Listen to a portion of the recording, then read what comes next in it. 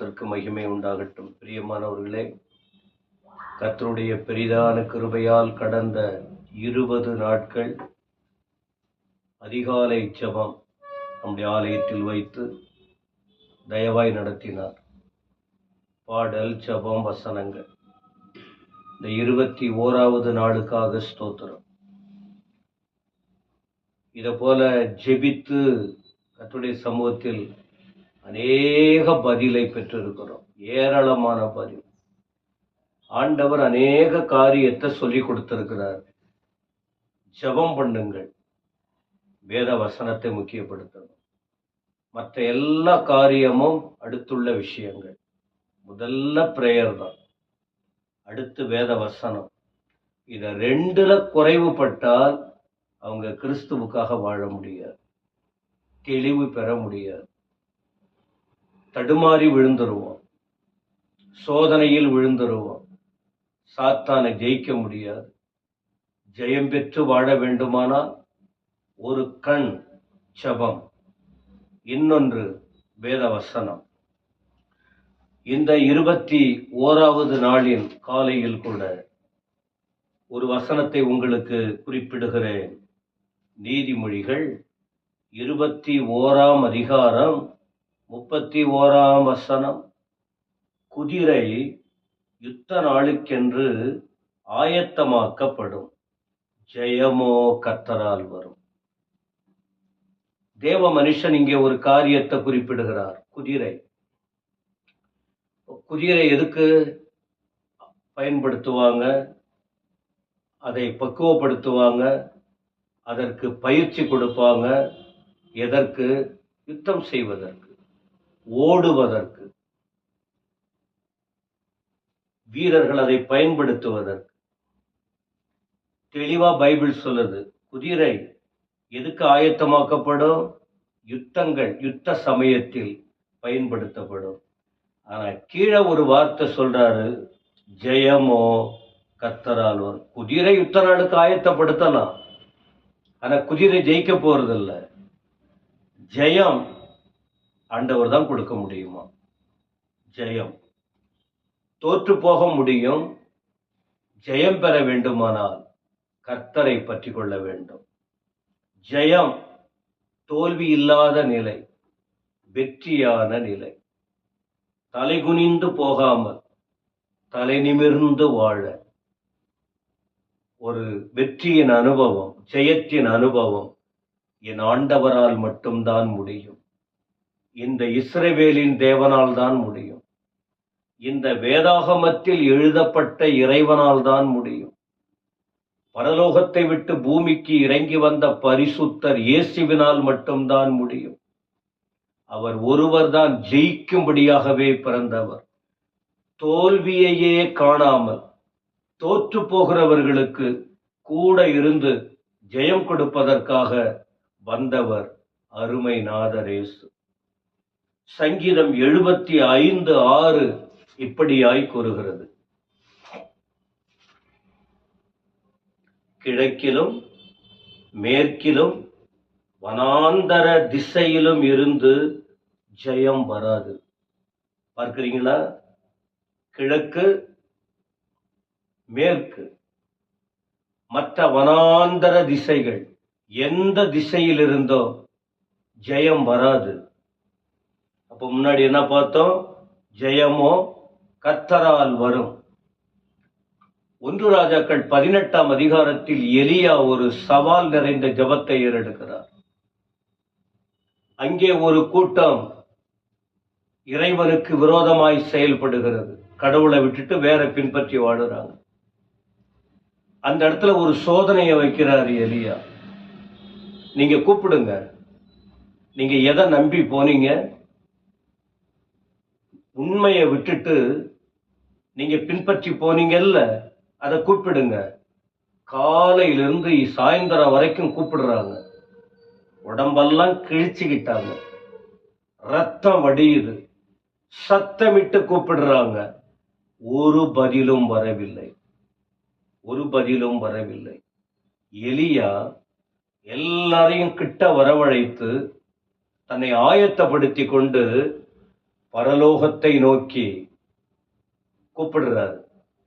கிழக்கு, மேற்கு, வனாந்தர திசை பக்கம் அவர் திரும்பாம அவர் கவனத்தை மேல திருப்பி, ஆண்டவரே என்னை கேட்டருளும், வானத்தை படைத்தவரே, பூமியை படைத்தவரே, மனுஷனை படைத்தவரே, நட்சத்திரங்களை படைத்தவரே, சகலவற்றையும் உண்டாக்கினவரே, ஜபத்திற்கு பதில் கொடுக்கிறவரே, எனக்கு இறங்கும், என்னை கேட்டருளும் என்று கூப்பிட்டார்.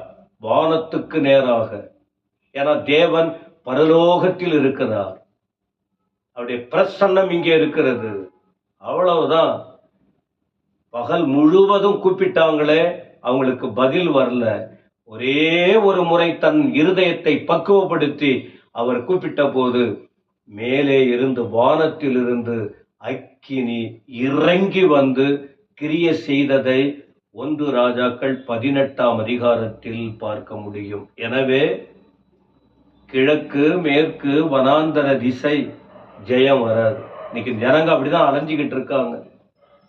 ஆண்டவரை பிடிச்சிக்க மாட்டாங்க, எல்லா இடத்துக்கும் போவாங்க, எல்லாத்தையும் நம்புவார்கள், சொன்னாலும் கேட்க மாட்டார்கள், கீழ்ப்படிய மாட்டார்கள், கடைசியில தலை குனிந்து நிற்பார்கள். அப்படி இராதபடிதான் 21 நாள் ஜபத்தை வைத்து, ஜபத்தை முக்கியப்படுத்துங்கள், பதில் கொடுக்கிற ஆண்டவர் பரலோகத்தில் இருக்கிறார், அவரிடத்தில் ஜெபிக்க வேண்டும் என்று சொல்லுகிறோம். 121ஆம் சங்கீதத்தின் 1-2 வசனங்கள் சங்கீதகாரன் சொல்லுகிறதை நீங்கள் பாருங்கள். எனக்கு ஒத்தாசை வரும் பர்வதங்களுக்கு நேராக என் கண்களை ஏறெடுக்கிறேன்.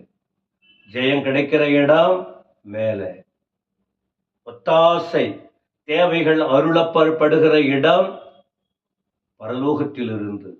வானத்தையும் பூமியையும் உண்டாக்கின கர்த்தரிடத்திலிருந்து எனக்கு ஒத்தாசை வரும். ஜெயமோ கர்த்தரால் வரும். அவர் யார்? வானத்தை பூமியை உண்டாக்கினவர். அப்போ அவரை நோக்கி எலியா எப்படி கண்களை ஏறெடுத்து அவரை பார்த்தாரோ, பதில் பெற்றாரோ, அதை போல நாமும் செய்ய வேண்டும். 120ஆம் சங்கீதத்தின் முதல் வசனத்தை பாருங்கள். என் நெருக்கத்தில் கர்த்தரை நோக்கி கூப்பிட்டேன். நெருக்கம் வந்தது, நெருக்கம் வரும். ஒரே விதமான வாழ்க்கை இல்லை, பல விதங்களில் நெருக்கம் வரும், கண்டிப்பா வரும். யார் மூலம் வரும், எப்படி வரும், எந்த சூழ்நிலையில் வரும் தெரியாது. ஏன்னா நம்மளை நெருக்கத்துக்குள்ள தள்ளுவதற்கென்று இயேசு கிறிஸ்துவை நெருக்கி தள்ளுவதற்கு வந்த சத்துரு சபையை இன்றைக்கு நெருக்கி கொண்டிருக்கிறார். ஜனங்கள் ஆத்துமாவை நெருக்கி கொண்டிருக்கிறார். பல விதங்களில் நெருக்கம் வரும். அப்படிப்பட்ட நேரத்தில் சங்கீதக்காரர் சொல்றாரு, எனக்கு நெருக்கம் வந்தது. அந்த நெருக்கத்தின் நேரத்துல நான் கிழக்க நோக்கி பார்க்கல, சூரியனை நோக்கி பார்க்கல, சந்திரனை நோக்கி பார்க்கல, நட்சத்திரத்தை நோக்கி பார்க்கல, மரங்களை நோக்கி பார்க்கல, புல்லை நோக்கி பார்க்கல, பூக்களை நோக்கி பார்க்கல, தண்ணீரை நோக்கி பார்க்கல, எதையும் நோக்கி பார்க்கல. சகலவற்றுக்கும் மேலாக சகலவற்றையும் படைத்த சர்வ வல்லவரை நோக்கி நான் கூப்பிட்டேன். அவர் எனக்கு செவி கொடுத்தார். அவர் எனக்கு செவி கொடுத்தார். இதான் சத்தியம், இதான் உண்மை. தேவ ஜனங்கள் இதை செய்யணும். நம்முடைய காரியம் எல்லாம் அறிந்த தேவன் அவர். அதனால் 21 நாள் ஜெபம் வச்சோம், தேவ சமூகத்திலே ஜெபித்தோம். சிலருக்கு பதில் வந்திருக்கு. பல முறை பல வருடம் நாங்கள் ஜெபித்து பதிலை கண்டுகொண்டு இருக்கிறோம். இந்த முறை ஜெபித்த ஜெபத்திற்கும் ஜெயம் கொடுக்கிற ஆண்டவர் பதில் கொடுத்து சாட்சியாய் நிலைநிறுத்த வல்லவராக இருக்கிறார். இந்த வார்த்தைகளை கேட்கிற அருமையானவர்களே, இந்த வார்த்தையின்படி நீங்களும் செய்யுங்க. கிழக்கு மேற்கு வனாந்தர திசையை நோக்கி பார்க்க வேணாம், ஜெயம் கொடுக்கிற கர்த்தரை நோக்கி பாருங்க. அவர் ஜெயம் கொடுப்பார், ஜபத்திற்கு பதில் கொடுப்பார். நீங்கள் தலைகுனிந்து இருக்கிற நிலைமை மாறும், தலை நிமிர வைப்பார். உங்கள் வாழ்க்கையில் அற்புதம் நடக்கும். நம்புறீங்களா? விசுவாசத்தோட பிடித்து கொள்ளுவீங்களா? ஜெபம் பண்ணுவோம். எங்கள் பரலோக பிதாவை துதிக்கிறோம். இந்த 21 நாளும் உம்மை தேடுவதற்கு கிருபை கொடுத்தீங்களே, ஸ்தோத்திரம். அடுத்து 40 நாட்கள் வசனங்களை, தபசு நாட்களை முன்னிட்டு மார்ச் 5ஆம் தேதி முதல் உமது வசனங்களை தியானிக்க இருக்கிறோம். ஜெபம், வசனம், ஜெயம் பெற வழி எங்களை ஆயத்தப்படுத்தும். 21 நாளும் இந்த வசனங்களை கேட்டதான, பார்த்ததான, இந்த நேரலையில் கவனித்ததான அருமையானவர்களுக்காக ஜெபம் பண்றோம்.